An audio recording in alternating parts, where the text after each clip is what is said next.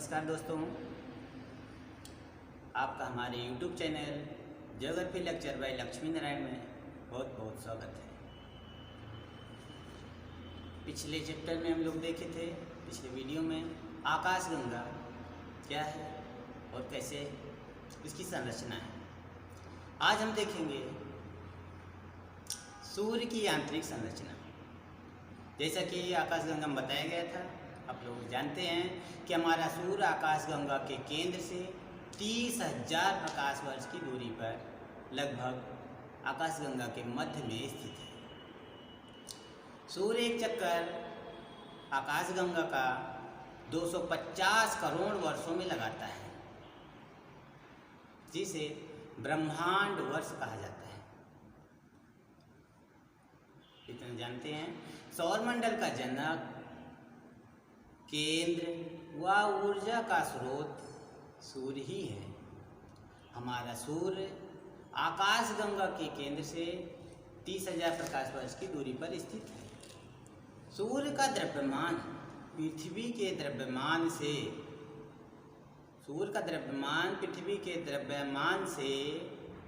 3,32,000 गुना अधिक है। हमारी पृथ्वी से बहुत बड़ा सूर्य है। कुछ अनुमान के लिए बता दे रहे हैं कि सूर्य का द्रव्यमान पृथ्वी के द्रव्यमान से 3,32,000 गुना बड़ा है या अधिक है। तो कितना विशाल होगा। सूर्य का व्यास 13,92,000 किलोमीटर बड़ा है। इतना विशाल है हमारा सूर्य, जिसका व्यास 13,92,000 किलोमीटर है। हमारे सूर्य में 71% हाइड्रोजन व 26.5% हीलियम पाई जाती है। सूर्य की आयु, कुल आयु तो इसकी 10 अरब वर्ष है, लेकिन इसकी वर्तमान आयु जितनी बची है और जितनी हो गई है, अर्थात हमारा सूर्य की जो वर्तमान आयु है 4.7 अरब वर्ष है और शेष बची हुई आयु अभी बची है। हमारा सूर्य गति करता है, जो 250 किलोमीटर प्रति सेकंड की गति से आकाशगंगा के चारों ओर घूमता है। कभी कभी परीक्षाओं में पूछ लिए जाते हैं कि हमारे सूर्य की गति कितनी है। 250 किलोमीटर प्रति सेकंड है। हमारा सूर्य अपने अक्ष पर पूरब से पश्चिम की ओर गति करता है। इतना जानते रहिए कि हमारा सूर्य भी गति करता है और वह पूरब से पश्चिम की ओर गति करता है। हमारी पृथ्वी पश्चिम से पूरब की ओर करती है, लेकिन यह पूर्व से पश्चिम की ओर गति करता है। फिर आज बहुत कुछ ना बताते हुए आज हम देखेंगे सूर्य की आंतरिक संरचना। सूर्य की आंतरिक संरचना अभी बताया गया कि सूर्य में हाइड्रोजन व हीलियम गैसें पाई जाती हैं मुख्य रूप से, और अन्य गैसें बहुत ही कम मात्रा में पाई जाती हैं। तो इसको हम देखते हैं, इसकी आंतरिक और बाह्य संरचना किस तरह है।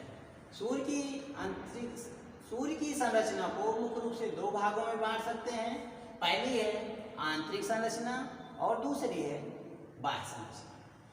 सूर्य के अंदर वाले हिस्से को, जैसे हमारी पृथ्वी है, पृथ्वी की आंतरिक संरचना, और उसके जो वायुमंडल है उसको बाह्य संरचना कहते हैं।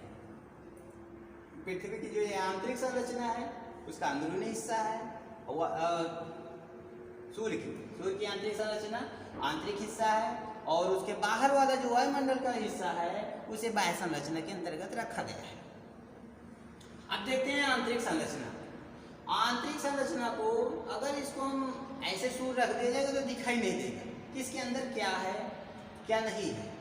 इसके लिए हमने क्या किया कि इसको ऐसे बनाया कि इसका मान लीजिए कुछ हिस्सा काट के निकाल दिया गया, और आंतरिक भाग किस तरह दिखाई देगा उस तरह का मैंने बना दिया है। इसके कुछ हिस्से को काट दिया गया है, इसका अब केंद्र दिख रहा है, इसमें कौन कौन सी परतें हैं ये पूरा स्पष्ट दिखने लगा है। अब क्या है, आंतरिक भाग में 3 परतें पाई जाती हैं। प्रथम परत, दूसरी और तीसरी। पहली परत को कोर या क्रोड कहते हैं। पहली परत जो है वो सबसे आंतरिक भाग में है, जिसे कोर या क्रोड कहते हैं।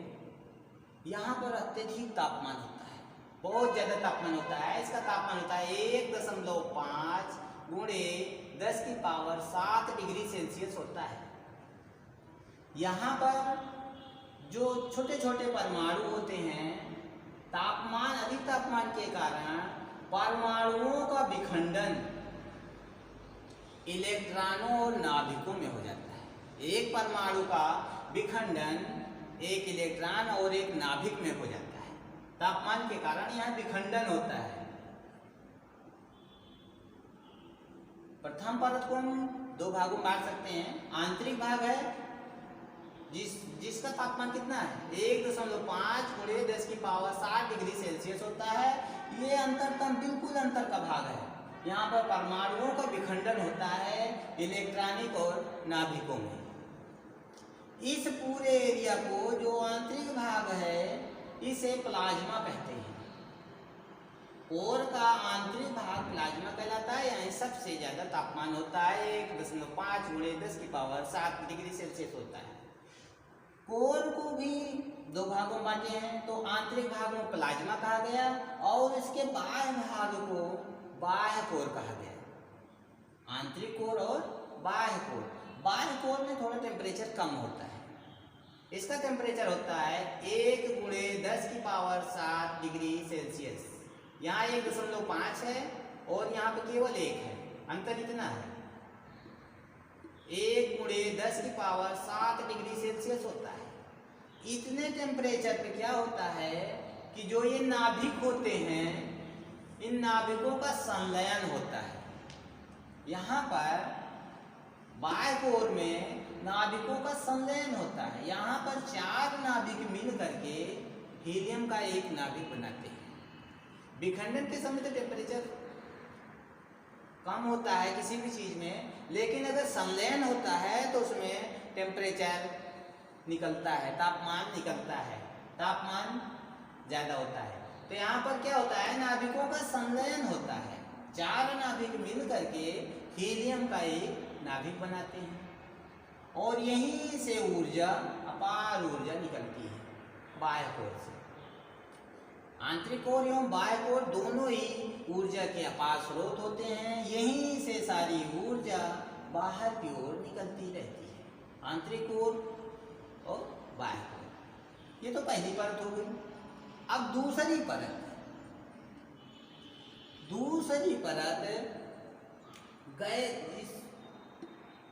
दूसरी परत गैसों की सघन मेखला होती है, जिसे विकिरण मेखला कहा जाता है। पहली परत है कोर, दूसरी परत को विकिरण मेखला कहते हैं। यहाँ पर गैसों की अत्यधिक सघनता होती है। यहाँ पर बहुत अधिक सघन गैसें पाई जाती हैं। इन गैसों के रास्ते से ऊर्जा फोटान के रूप में, गामा के रूप में एवं एक्स किरणों के रूप में निकलती रहती है। इस सघन गैसों की मेखला से एक्स किरणें, गामा किरणें और फोटान किरणें ऊर्जा को बाहर निकालती रहती हैं। यहाँ पर कोई काम नहीं होता है, अत्यधिक सघनता है। यहाँ पर एक्स किरण, गामा किरण और फोटान किरणें ऊर्जा को बाहर निकालती रहती है। इसका अत्यधिक विशाल क्षेत्र है, इसका भी बहुत ज्यादा है। इसका जो क्षेत्र है, इसकी जो परत है, दूसरी परत है, इसकी चौड़ाई 3.8 लाख किलोमीटर है। इस परत की चौड़ाई 3.8 लाख किलोमीटर प्रति सेकंड है। इसमें और कुछ नहीं होता, केवल गैसें इसे बाहर निकलती रहती हैं। तीसरी परत होती है जिसे संवहन मेखला कहते हैं। इस परत में कोशिकाएं पाई जाती हैं। एक प्रकार का रक्षा आवरण होता है, जैसे हमारे शरीर में भी ये कोशिकाएं होती हैं। हमारे चमड़ी, खाल कोशिकाओं की बनी होती है। इसी तरह सूर्य में भी कोशिकाएं पाई जाती हैं। आंतरिक भागों में छोटी छोटी कोशिकाएं, देखिए मैंने छोटा छोटा बनाया है। और ज्यों ज्यों बाहर की ओर जाते रहते हैं, कोशिकाओं की वृद्धि होती रहती है या इसका आकार बढ़ता रहता है। यहाँ बड़ी बड़ी कोशिकाएं पाई जाती हैं। संवहन मेखला में आंतरिक भाग में छोटी छोटी कोशिकाएं पाई जाती हैं। ज्यों ज्यों हम बाहर की ओर निकलते रहते हैं कोशिकाएं बड़ी होती जाती हैं। इसकी मोटाई 1.39 लाख किलोमीटर प्रति सेकंड है। इसे इसकी मोटाई 1.39 लाख किलोमीटर है। लगभग समझ लीजिए कि ये 1.5 लाख किलोमीटर चौड़ी परत है संवहन मेखला। इसमें भी ऊर्जा इन कोशिकाओं के रास्ते से निकलती है।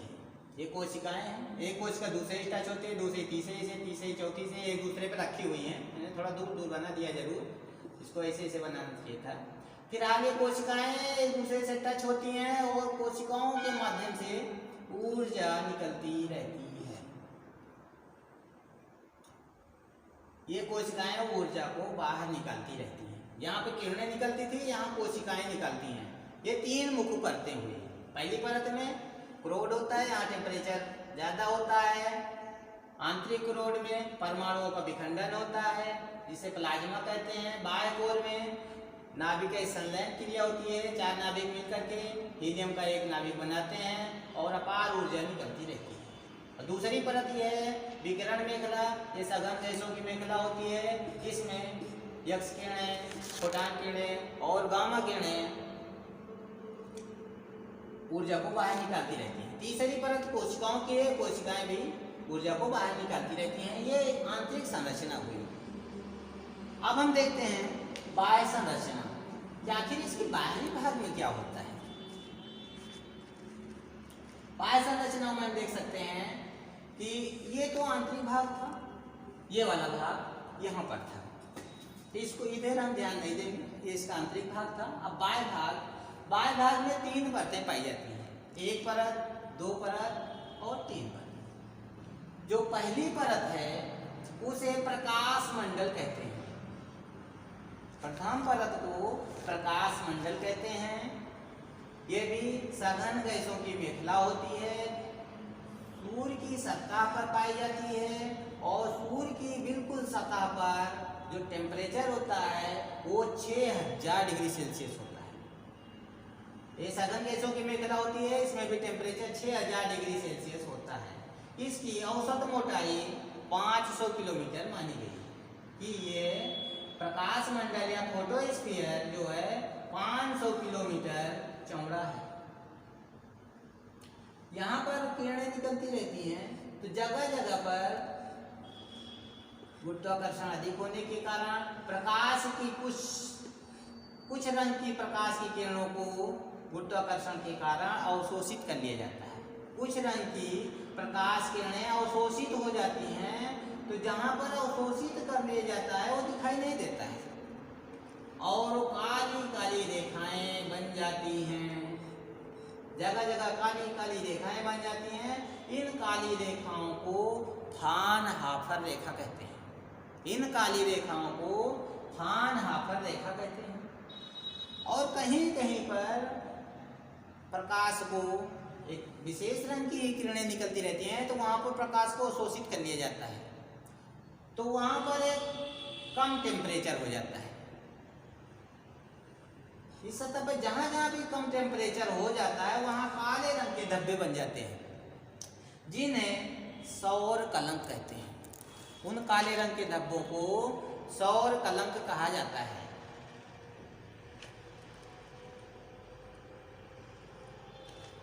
आंतरिक भाग में कालापन अधिक होता है और बाह्य भाग में कम होता है। आंतरिक भाग को आम्ब्रा के नाम से जाना जाता है। जहाँ पर टेम्परेचर कलर काला होता है उसे आम्ब्रा कहते हैं, और बाह्य भाग जहाँ पर कम कालिक होती है, कालापन होता है, ब्लैकनेस होती है, उसे पेम्ब्रा कहते हैं।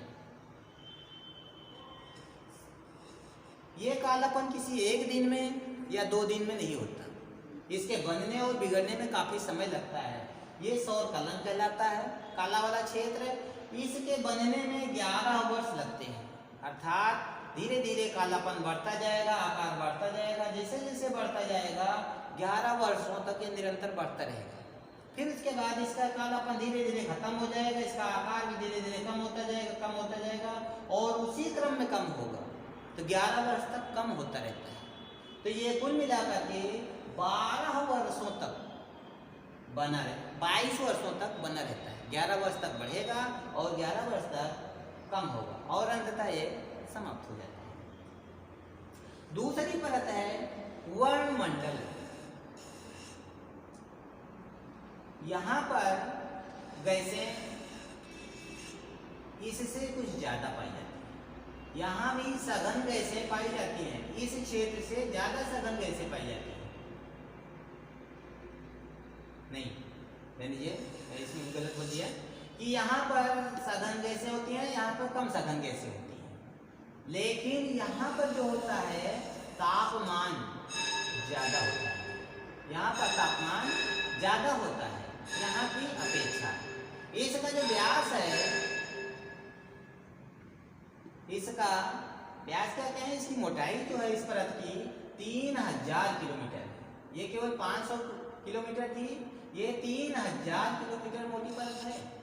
यहाँ पर प्रकाश मंडल की अपेक्षा गैसों का घनत्व कम होता है, यहाँ पर कुछ कम होता है, यहाँ पे ज़्यादा होता है। यहाँ पर इससे ज़्यादा टेम्परेचर होता है, यहाँ 6000 डिग्री सेल्सियस होता है, यहाँ लगभग 20,000 डिग्री सेल्सियस के पास पहुँच जाता है। यहाँ टेम्परेचर ज़्यादा होता है।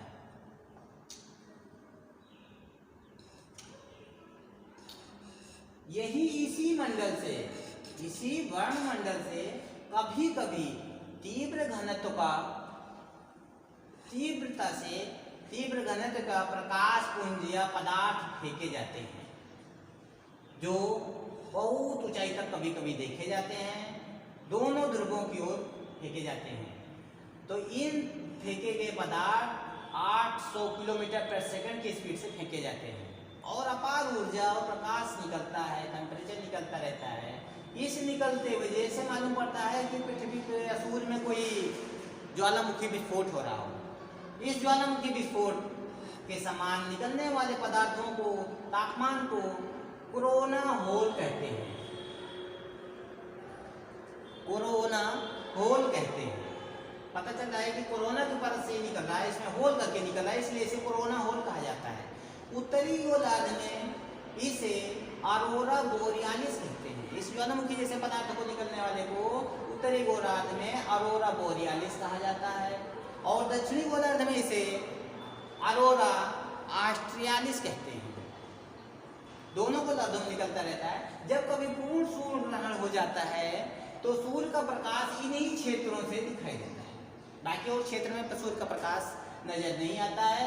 तो इस पूरे प्रकाशित भाग को कोरोना कहते हैं। कोरोना के समय इधर से और ये सूर्य ग्रहण के समय दोनों ध्रुवों से, इसे अरोरा बोरियालिस कहते हैं, इसे अरोरा ऑस्ट्रियालिस कहते हैं। और कुछ आभा दिखाई देती है जो कि यह आग की लपटों की भांति दिखाई देती है, वैसे होती भी हैं, इन्हें इसे कोरोना कहते हैं। इसकी बाह्य परत की तीसरी परत है कोरोना। यहाँ पर आग निकलती रहती है और इसका जो चौड़ाई है कई मिलियन किलोमीटर तक नजर आता है। कई मिलियन किलोमीटर तक इसकी आग की लपटें निकलती रहती हैं, लाल लाल पूरा क्षेत्र दिखाई देता रहता है, इसे कोरोना कहते हैं। जो लपटें निकलती रहती हैं आग की, इन लपटों को प्रामिनेंस कहते हैं, प्रामिनेंस कहा जाता है।